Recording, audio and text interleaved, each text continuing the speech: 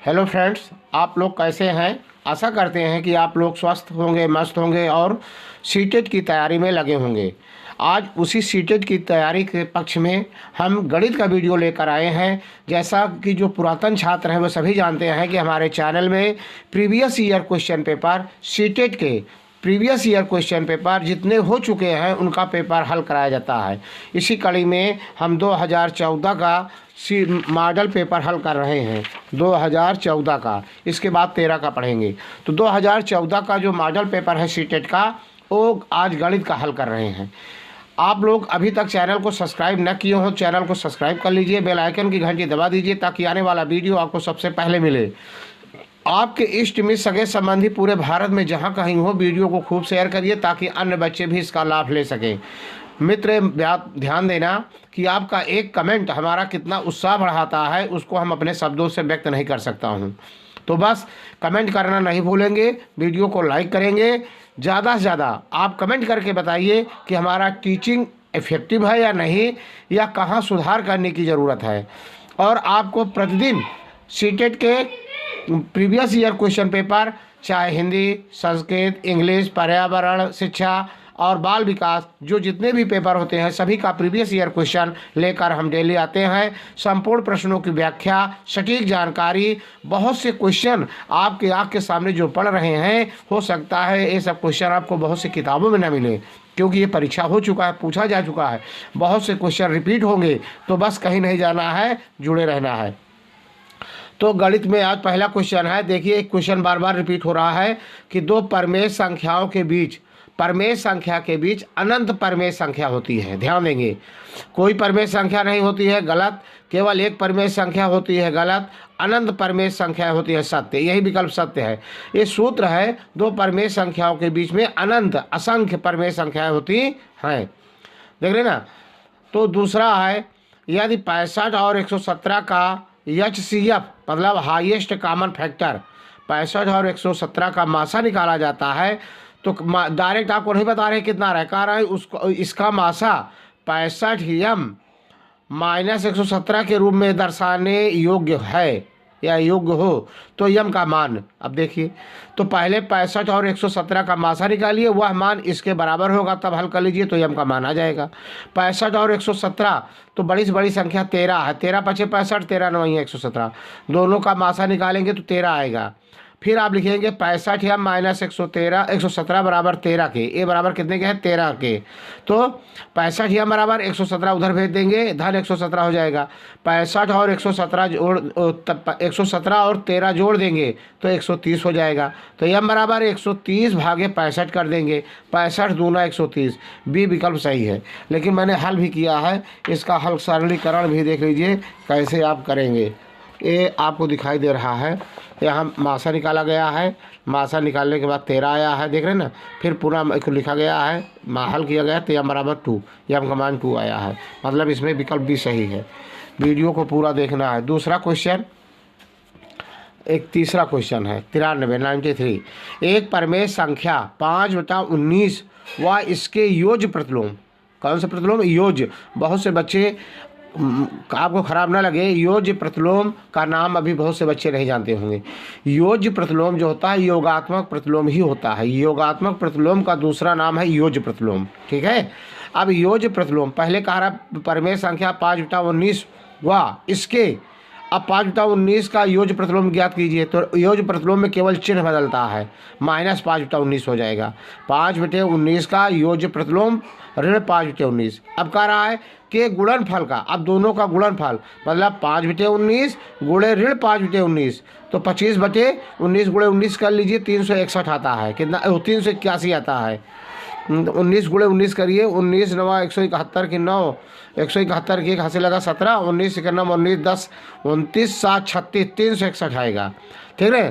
तो ऋण 25/361, लेकिन इसका व्युत्क्रम करेंगे तो गुणात्मक प्रतिलोम में अंश का हर का अंश हो जाता है। तो ऋण 361 ऊपर चला जाएगा, 25 नीचे आ जाएगा। पहला विकल्प सही है। देख रहे हैं ना। इसका हल क्रिया भी देख लीजिए, आपको मिल जाएगा। देख रहे 5/19 का योज्य प्रतिलोम ऋण 5/19, 5/19 गुणे ऋण 5/19 का गुणात्मक प्रतिलोम, ये हो जाएगा 5/25 ऋण 25/361 का गुणात्मक प्रतिलोम, अंश का हर का अंश बदल जाता है ऋण 361/25। इसके बाद वाली संख्या बहुत इंपॉर्टेंट है, मैथ कई बार पूछा जा चुका है, कक्षा 10 के गणित का क्वेश्चन है। देख रहे ना, आपको मिस नहीं करना है कोई question. Practice makes man perfect. आप जितना प्रैक्टिस करेंगे, अगर आप मेरे साथ जुड़े हैं, अगर जितना पेपर हो चुका है ना उन्हीं को हल कर लेते हैं तो कोई भी क्वेश्चन आपका मिस नहीं होगा। समझ रहे हैं आपको? तो 5.47 into 5.47 minus 4.53 into 4.53 upon 0.94 minus 14.50 upon 7.25 का सरलीकृत मान है। अब इसको हम कैसे हल करते हैं? मान लीजिए 5.47 के स्थान पर ए और 4.53 के स्थान पर बी, तो ए गुणे ए ऋण बी गुणे बी बटे 0.94, फिर माइनस जैसे लिखा से लिख दिया गया। अब ए गुणे ए करेंगे ए स्क्वायर, माइनस बी गुणे बी करेंगे बी स्क्वायर। अब ए स्क्वायर माइनस बी स्क्वायर का रूप सूत्र क्या होता है? एक ब्रैकेट में ए प्लस बी, एक ब्रैकेट में ए माइनस बी। ठीक है, तो ए प्लस बी दोनों संख्याओं को जोड़ लीजिए, ए का मान और बी का मान रख दीजिए। ये देखिए, अब यहाँ ये देख रहे हैं, अब ए प्लस बी ए माइनस बी इतना हो गया। अब ए का मान 5.47 यहाँ रख दिया गया। अब बी का मान कितना है? 4.53 रख दिया गया। दूसरे ब्रैकेट में वही चीज़ लिखा जाएगा, लेकिन ऋण चिन्ह लगा कर लिखा जाएगा। अब यहाँ पर देखिए, यहाँ पर है 14.56, यहाँ नीचे है बटे 7.25, दूना है, 2 से दूना बाहर जाएगा तो 1 कट जाएगा। देख रहे ना, यहाँ बराबर 2 आ जाएगा। अब इसको दोनों को जोड़िए, 5.47 में 4.53 जोड़ेंगे तो 10 आएगा, और दूसरे ब्रैकेट में अगर घटाएंगे तो 0.94 आएगा, और नीचे भी 0.94 है। देख रहे हैं ना, तो कट जाएगा यहाँ 10, और ऋण आगे क्या है? 2 है, 2 लिख दीजिए। 10 में 2 घटाएंगे 8। इसका सरलीकरण मान कितना होगा? 8 होगा। देख लीजिए विकल्प कौन सा सही है? सी विकल्प सही है। सी विकल्प में 8 है। देख रहे हैं ना। दूसरा क्वेश्चन है, ये सवाल थोड़ा घुमा कर है लेकिन बहुत ही इम्पोर्टेंट है। ए का मासिक वेतन बी के वेतन से 20% अधिक है, बी का वेतन सी के वेतन का 30% है। यदि इन तीनों का सम्मिलित प्रतिमाह वेतन रुपया 74,700 है तो सी का वेतन है। बिल्कुल आप डायरेक्ट नहीं लगा सकते हैं, पहले आपको सोचना पड़ेगा। तो सी का वेतन पहले आपको मानना पड़ेगा। माना कि सी का वेतन 100 रुपया है, तो बी का वेतन सी का वेतन का 30% है। सी जितना पाता है उसका 30% मात्र बी पाता है। तो यक्स है तो यक्स का 30%, 103 यक्स बचे 10 हो जाएगा। फिर ए का वेतन निकालेंगे, 20% अधिक है, तो 3 यक्स गुणे 120 बचे 10। इसको हल कर लेंगे। देख रहे हैं ना, वीडियो को पूरा देखना है, कमेंट करना नहीं भूलेंगे, उत्साहवर्धन करते रहिए ताकि आपको वीडियो हमारे तरफ से बार बार मिलता रहे। माना कि सी का वेतन 100 रुपया, बी का वेतन यक्स गुणे 30 बटे 100, 100 से 3 यक्स बटे 10 हो गया बी का वेतन। ए का वेतन 3 यक्स का 20% अधिक है, 3 यक्स गुणे 20 को जोड़ देंगे 120 बटे 100। अब देखिए 20 छक्का 120, 20 पंचे 100। ठीक, अब 20 छक्का भी है ना, तो 2 तिहाई 6, 2 पंचे 10, 3 गुणे 3, 3 त्रिका 9 यक्स और 5 पचम 25, 9 यक्स बटे 25। देख रहे हैं, ए का वेतन हुआ। अब प्रश्नानुसार पहला बी सी का वेतन माना गया है 100 रुपया, अब बी का वेतन माना हुआ है निकाला गया तो 3 यक्स बटे 10।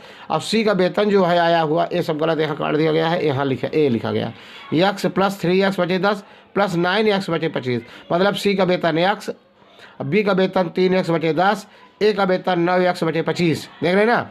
अब लघुत्तम 50 लघुत्तम ले लीजिए, 10 पचे 50, 5 यहाँ 50 से देखिए, यहाँ 1 है, 1 50 में 50, 50 से 50, फिर 10 पचे 50, 5 यहाँ 15 यक्स, धन 25 दूना 50, 2 9 18 यक्स, 50 यक्स 15 यक्स धन 18 यक्स, तो 50। अब ये देखिए 15, अब 15 18 जोड़ लीजिए 33 आएगा, 33 में 50 जोड़ेंगे तो 83 यक्स बटे 50।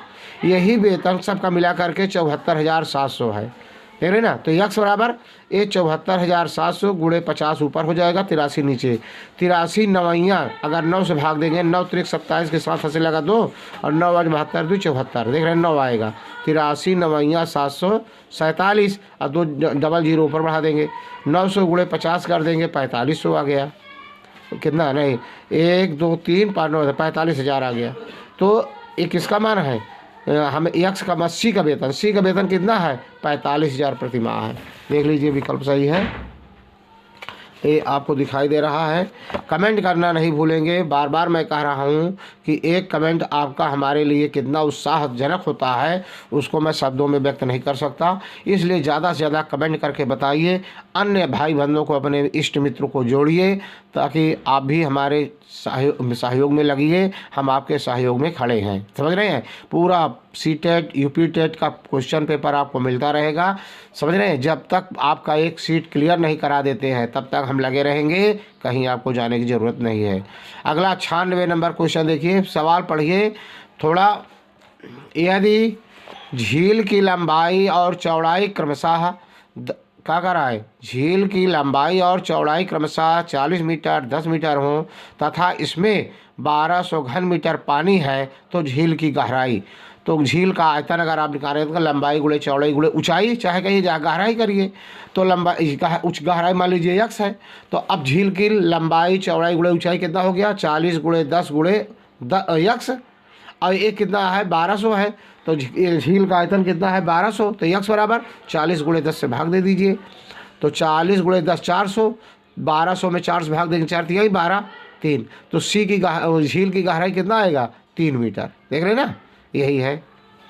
बहुत इजी है लेकिन थोड़ा सा घुमा फिरा के दे देते हैं। यदि एक ABCD एक समचतुर्भुज है तब कौन सा कथन सही होगा। अब आप जानते हैं कि समचतुर्भुज की चारों भुजाएं बराबर होती हैं, ध्यान देना, समचतुर्भुज की भुजाएं चारों भुजाएं बराबर होती हैं, और समचतुर्भुज के विकर्ण समचतुर्भुज या चतुर्भुज कितने विकर्ण होते हैं, समचतुर्भुज में किसी भी चतुर्भुज में 2 विकर्ण होते हैं, ठीक है। और कोई भी विकर्ण चतुर्भुज को 2 बराबर भागों 2 त्रिभुजों में बांटता है। कोई चतुर्भुज का विकर्ण त्रिभुज को 2 भागों में बांटता है। इसको देखिए, हम लगाए नहीं लेकिन यहाँ हम चित्र बनाकर आपको समझा रहे हैं। ये चतुर्भुज है, देख रहे हैं ना, इसका नाम ABCD रख दिया गया। अब यहाँ देखिए AC एक विकर्ण है, इसको 2 त्रिभुज में बांट दिया गया, एक कर्ण हो गया, ए लंब ए आधार, तो इसका वर्ग धन इसका वर्ग बराबर इसका, मतलब कर्ण का वर्ग इन दोनों भुजा के योग के बराबर होगा। इसी तरह से ए वाला कर्ण देख रहे हैं ना, ये 2 बराबर भुजा में बांट दिया, देख रहे हैं ना, तो एक इसका वर्ग और इसका वर्ग इसके बराबर होगा। अब चूंकि चारों भुजा बराबर है तो 2 बार इस भुजा का आया है, 2 बार इस विकर्ण से आया, तो 4 भुजा हो जाएंगे। चारों भुजा का योग, दोनों विकर्णों का वर्गों का योग बराबर चारों भुजाओं के योग के बराबर होता, वर्गों के योग के बराबर होता है। तो इसमें कौन सा विकल्प सही है, देखिए। अब देखिए यहाँ पर AC का वर्ग धन BD का वर्ग, एक क्या है विकर्ण है, दोनों विकर्णों को वर्गों का योग बराबर चारों भुजाओं के वर्गों के योग के बराबर होता है। चारों भुजाओं के वर्गों के योग के बराबर होता है, 4B², 4AB², मतलब एक भुजा AB है तो सभी भुजा AB के बराबर होंगी, तो 4AB लिख दिया गया, 4AB²। देख रहे हैं ना। अगला चित्र है, C विकल्प देख रहे हैं, सही है। दी गई आकृति में x y के मान, बहुत ईजी है। अब आप पढ़े होंगे 6, 7, 8 में सम्मुख कोण, सम्मुख कोण आपस में बराबर होते हैं, तो एक कोण और y वाला कोण, ये सम्मुख कोण है, दोनों आपस में बराबर होंगे। अगर एक कोण 80 है तो y कोण का मान 80 अंश हो जाएगा, ठीक है। अब y 80 अंश हो गया तो त्रिभुज के तीनों बनता कोणों का योगफल 180 अंश होता है। इसके अंदर जो त्रिभुज बने हैं y धन 50 धन x, तो y का मान 80, 80 और 50 जोड़ दीजिए 130। अब 180 में 130 घटाइए 50 आ जाएगा। यक्स का मान 50, देखिए पहला विकल्प, यक्स का मान 50 और वाई का मान 80, देख रहे हैं ना, यक्स वाई का मान पूछ रहा है 50 और 80, और ना तो C सही है। बी में देखिए उल्टा लिखे गए हैं, पहले 80 तो 50, अगर ध्यान न दे तो गलत कर जाएंगे बच्चे। D और 40 में, D में 40 और 80 देख रहे हैं ना, तो इसलिए पहला विकल्प सही है। वीडियो को खूब शेयर करना है, कमेंट जरूर करेंगे। 10-15 कमेंट आने लगे तो उत्साह हमारा भी बढ़ने लगे। अभी तो 1-2 कमेंट आ रहे हैं। मित्र आप लोग ज़्यादा से ज़्यादा कमेंट करिए। एक एलिवेटर किसी खदान में 10 मीटर प्रति मिनट की गति से उतरता है। 1 मिनट में कितना, 6 मीटर। यदि एलिवेटर जमीन के स्तर से 10 मीटर ऊंचाई से उतरता है, मतलब ज़मीन के लेवल पे आने पे भी 10 मीटर ऊपर है, और 350 मीटर उतरने में लगा समय है, 350 मीटर उतरता है, उतरने में लगा समय है। अब देखिए 350 मीटर धरती से नीचे जाना है और 10 मीटर धरती पर आने के लिए है, तो पहले धरती के ऊपर वाला 10 मीटर, फिर धरती से नीचे वाला कितना है 350, तो पूरी ऊंचाई कितना हो गया 350 धन 360 हो गया। 360 मीटर इसे नीचे जाना है। तो 1 मिनट में कितनी दूर जाता है? 6 मीटर। तो 360 में 6 से भाग दे दीजिए, 6 6 36, 60 मिनट। 60 मिनट बराबर 1 घंटा होता है। तो यही सी विकल्प देख लीजिए, सही है। अगला देखिए, वीडियो को पूरा देखना है। दो संख्याओं का महत्तम समपवर्तक 35 और उनका लघुत्तम समपवर्तक 525 है। यदि उनमें से एक संख्या 175 है तो दूसरी संख्या इस तरह का सवाल कई बार आ चुके हैं, यही नहीं मतलब इस तरह के। तो लासा गुणे मासा बराबर संख्याओं के गुणनफल के बराबर होता है। तो संख्याओं का गुणनफल बराबर लासा गुणे मासा। तो लासा गुणे मासा करेंगे 35 गुणे 525 बटे 175। अब 35 तिहैया वो 35 पंचे 175, मतलब 35 और 525 ऊपर होंगे, नीचे 175। 35 पंचे 5 25 5 दिए 15, 5 आएगा नीचे।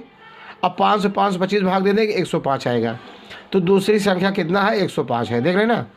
यदि कोई राशि 5% वार्षिक साधारण ब्याज की दर से 6 वर्षों में 26 रुपया हो जाती है, 6 वर्षों में, तो वह राशि है। अब भाई देखिए, 100 रुपया का 5 रुपया लेता है एक वर्ष में, 100 रुपया का 5 रुपया, तो 105 रुपया उनके एक साल में होता है। तो 6 वर्ष में 30 रुपया ब्याज पाई है, तो 100 रुपया कितना जी? 130 रुपया। 130 रुपया पावता है 100 रुपया के, तो 26 रुपया पाई है कितने के? 130 पावता है 100 के।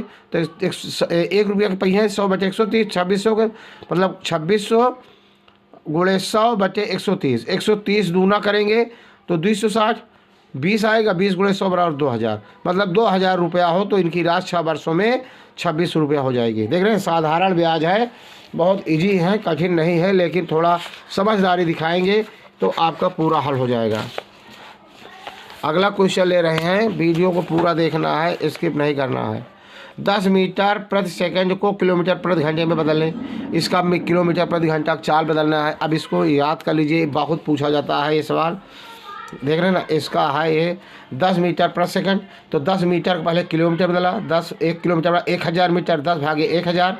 1 घंटा में 3600 सेकंड, 60 गुणे 60 कह दे। 1 2 3 1 2 3 सब सुन कट गया, 6 6 36, 36 किलोमीटर प्रति घंटा। 10 मीटर प्रति सेकंड को 36 किलोमीटर प्रति घंटा में बदलने पर, 10 मीटर प्रति सेकंड को किलोमीटर प्रति घंटा बदलेंगे तो 36 किलोमीटर प्रति घंटा के बराबर होगा। डी विकल्प सही है। देख रहे हैं ना। फिर है कोण बी ए 70 अंश, कोण सी 60 अंश। अब ई बी सी का मध्य बिंदु है, ए बी सी का मध्य बिंदु है, देख रहे हैं, तथा एफ ए बी का मध्य बिंदु है। तो ये दोनों बिंदु मध्य बिंदु से खींची गई भुजाएं दोनों भुजा को ये प्रच्छेद करती हैं और यह भुजा तीसरी भुजा के समांतर होती है। अब ध्यान देंगे, पहले त्रिभुज ए बी सी में देखेंगे, ए बी सी में देखेंगे तो 60 और 70 और 60 130। अब तो एक कोण 180 में 130 घटाएंगे 50 अंश। ए का मान कितना आया? 50 अंश। यहाँ 50 अंश है तो यहाँ कितना होगा? संगत अंता कोणों दोनों संगत अंता कोणों को 180 अंश होता है। अगर ये 50 है तो 130 आएगा।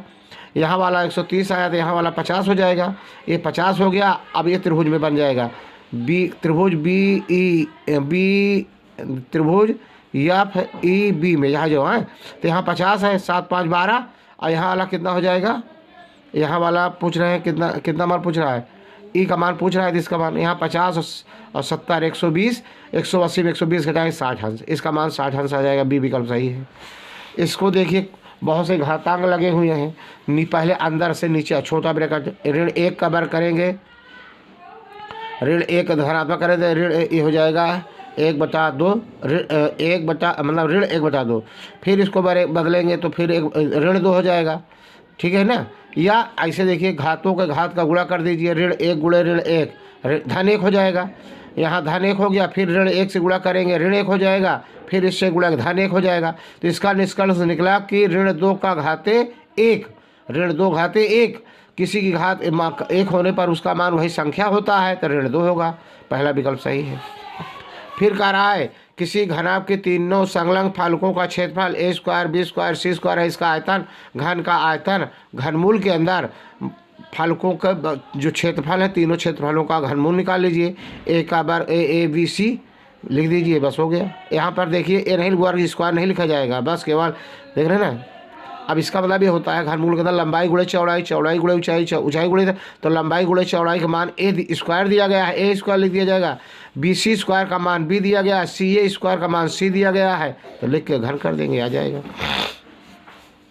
यदि संख्या देख रहे हैं 62 53 29 15 ए 6 से पूर्णतः विभाज्य है, तो ए के स्थान पर सबसे बड़ा अंक, ए के स्थान पर वही अंक होना चाहिए जो 6 से पूरा पूरा कट जाए। देख रहे हैं ना, तो यहाँ बड़ी बड़ी संख्या वही होगी जो 6 से विभाजित हो जाए। तो ना 5 भी संख्या 6 से नहीं विभाजित होगी, 6 एक ही संख्या जो 6 से विभाजित होगी, 9 भी नहीं होगा, 18 6 से विभाजित हो जाएगा। अगर इकाई का स्थान शेष बचेगा एक तब, लेकिन इसको भाग देकर देखा गया तो केवल 6 फिट बैठ रहा है, देख लेंगे। प्रथम 5 धन ऋण अभाज्य संख्या, तो बहुत से बच्चे ऋण संख्या पहला जानते नहीं, 1 लिखेंगे, गलत हो जाएगा। सबसे छोटी अभाज्य संख्या 2 होती है, 2 3। अब देखिए इसको यहाँ पर लिखते चलिए, तभी तो जोड़ पाएंगे आप, कैसे जोड़ा गया है। यहाँ देखिए पहला 2, फिर 3 5 7 9 नहीं होता, 11 1 2 3 4 5। अब 11 7 18 5 23 26 2 28, देख रहे ना 28 हो रहा है। कितना हो रहा है 28, देखिए 28 में विकल्प देखिए 28 है। प्रथम 5 धन अभाज्य संख्याओं का योगफल 28 है। अब जब आप पहली छोटी अभाज्य संख्या जान पाएंगे तब, देख रहे ना। अब फिर कह रहा है अगला क्वेश्चन, जतिन और प्रिया के पास मिलाकर 41 रुपये हैं। जतिन के पैसों का 1/4, प्रिया के पैसों के 1/7 से 2 अधिक है। प्रिया के पास पैसे हैं। अब इसको ऐसे नहीं लगा पाएंगे, हल करना पड़ेगा। देखिए ध्यान देंगे, पहले ए है, मैंने हल किया। मान लीजिए जतिन के पास x है, प्रिया के पास y, तो दोनों को मिलाकर 41 रुपया। तो फिर जतिन के पैसों का 1/4, x का 1/4 और प्रिया के पैसों का 1/7, प्रिया का y है, y गुणे 1/7 बराबर इन दोनों का अंतर 2 रुपया है। तो x/4 और y/7 का लघुत्तम 28 लिया। 4 7 28 7x ऋण 7 चौक 28 4y बराबर 2, 7x ऋण 4y 28 दूना 56। और पहला समीकरण था x धन y बराबर 41। पहले समीकरण में 1 से गुणा करने पर, दूसरे में 7 से गुणा करने पर हल कर दिया, चिन्ह बदल दिए, कट गया। 7 4 11 y बराबर 56 ऋण 287 घटाएंगे 231, तो y बराबर 11 से 11 दूनी 22, 11 1 11। y का मान प्रिया का मान है, तो प्रिया का पूछ रहा है 21 रुपये। कितना हुआ 21 रुपये। प्रिया के पास कुल धन कितना है 21 रुपये हैं। देख रहे हैं प्रिया के पास 21 विकल्प है। देख रहे हैं, यदि एक वृत्त की परिधि 44 है, वृत्त की परिधि, तो उसका क्षेत्रफल कैसे निकालेंगे। पहले 2 पाई आर बराबर 44 और 2 पाई आर, तो आर बराबर 44 गुणे 2 गुणे 22/7, 7 ऊपर चला जाएगा और पाई का 2 गुणे पाई 22/7 नीचे आ जाएगा। तो 2 गुणे 22 नीचे आ गया, 22 गुणे 44 से 7, त्रिज्या 7 आएगा। तो क्षेत्रफल पाई आर स्क्वायर, पाई का मान 22/7 और 7 गुणे 7, 1 7 से 7 कट जाए, 22 गुणे 7 करेंगे 154 वर्ग सेंटीमीटर। सी विकल्प सही है, 154 वर्ग सेंटीमीटर आएगा। 2 अंकों वाली संख्या, दोनों अंकों का योग 7 है, दोनों अंकों का योग, तो x धन y मान लीजिए 7 हो गया। यदि संख्या में 27 जोड़ दिया जाए, देख रहे हैं, तो संख्या पलट जाती है। अब देखिए 5 7 7, अब यहाँ से विकल्प से लगा लीजिए, 5 2 7 भी है, 5 2 7 भी है। और संख्या में 27 जोड़ दिया जाए, तो अब 27 में जोड़िए, तो 27 जोड़ेंगे तो 27 जो 7 5 2 4 52 हो जाता है, पलट जाता है ना। दोनों शर्त पहला विकल्प सही कर रहा है, इसलिए इसका उत्तर पहला विकल्प है। मतलब 5 2 7 और इसमें 25 में 27 जोड़े हैं, तो 25 का 52 हो जाता है। उत्तर सही है, यहाँ देख लीजिए उत्तर सही है यार, पहला विकल्प। फिर यहाँ यदि आप 7वें 10वें में समांतर श्रेणी पर पढ़े होंगे, सांख्यिकी 6 7 8 का भी आप लगा सकते हैं। किसी दिए गए आंकड़ों के लिए बारंबारता 5 को टैली चिन्ह, बहुत बार पूछा गया, रिपीट हुआ, यही है टैली चिन्ह 5 का। 4 खड़ी रेखा 1 तिरछी रेखा मिला दीजिए इसके शीर्ष से नीचे वाले शीर्ष को, और अन्य बीच वाली रेखाओं को बीच से काटती हुई जाती है। ये टैली चिन्ह 5 का है। फिर कह रहा है 2 असहभाज्य, इसको याद कर लेना, 2 असहभाज्य संख्याओं का महत्तम समापवर्तक सदैव 1 होता है। देख रहे हैं ना, इसीलिए उनको सहअभाज्य कहा जाता है। फिर दोनों साथ के स्थानीय मानों का अंतर, पहले स्थानीय सातों मान पर देखिए, यहाँ पर लिखेंगे 0 7, कितना लिखेंगे 0 7, और इसका मान होगा कितना 700। तो 700 से जब आप घटाएंगे 0 7, तो यही विकल्प आएगा। देख रहे हैं, देख लेना। भिन्नों का योग पढ़ाते समय शिक्षक को नीचे दी गई एक त्रुटि ज्ञात हुई। इतना शिक्षक के उपचारात्मक कार्य रूप क्या करना चाहिए, 1/2 धन 1/3 बराबर 2/5। देख रहे हैं इसमें क्या कमी कर रहे हैं सर जी। तो लघुत्तम स्वप्रवर्तक की अवधारणा को समझने में बच्चों की सहायता करें। देख रहे हैं ना, इनका लघुत्तम गलत है, 2 और 3 का लघुत्तम 5 नहीं 6 होता है, तो यही इनको करना चाहिए। पहला विकल्प।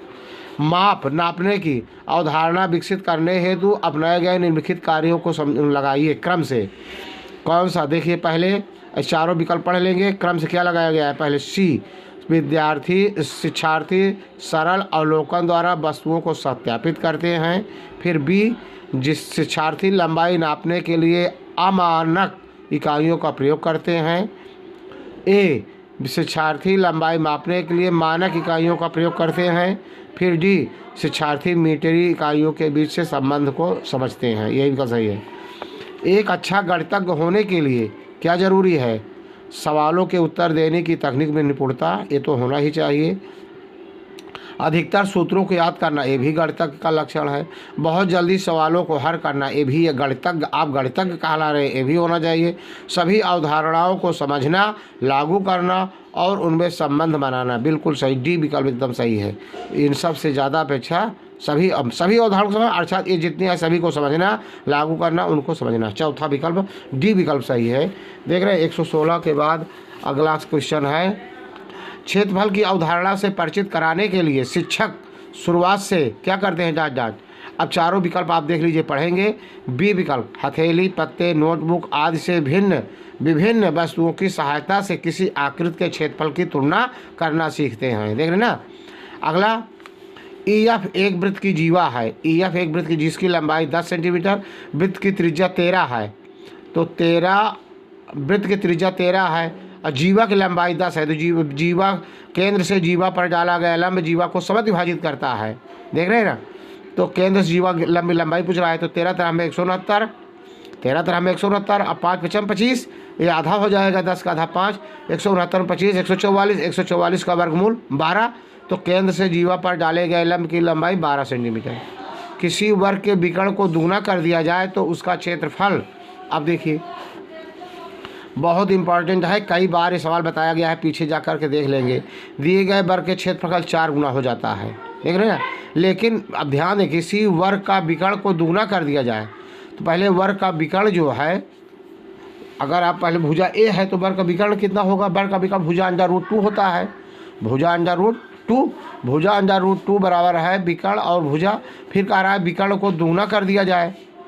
देख रहे हैं ना, विकर्ण को दुगना कर दिया जाए तो भुजा विकर्ण को दुगना कर दिया जाए तो जब सूत्र में रख के हल करेंगे तो पहला उत्तर 4 गुना आ जाएगा। अब याद रखना इसको, किसी वर्ग के वर्ण का विकर्ण भुजा अंडर रूट 2 होता है।